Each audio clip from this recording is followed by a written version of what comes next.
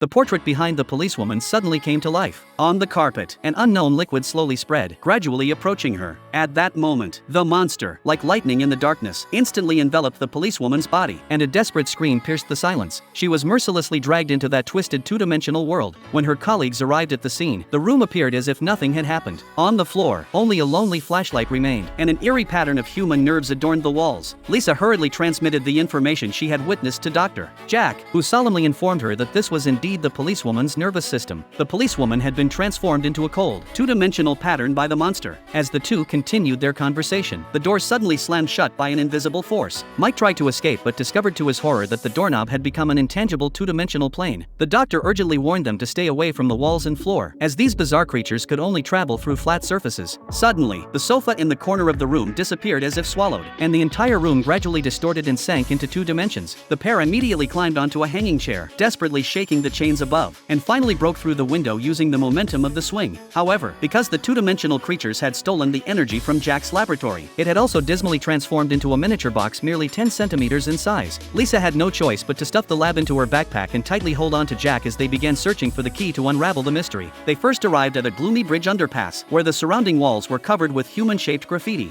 These figures seemed to be telling the stories of the recently disappeared. However, no one knew who had created these drawings. Suddenly, Jack's attention was drawn to a specific detail on the wall. He realized that they were not graffiti at all, but the silhouettes of the missing people. As Lisa learned the truth and was about to lead the surrounding people to escape, she was horrified to discover that the patterns on the wall had begun to squirm as if trying to break free from their bonds.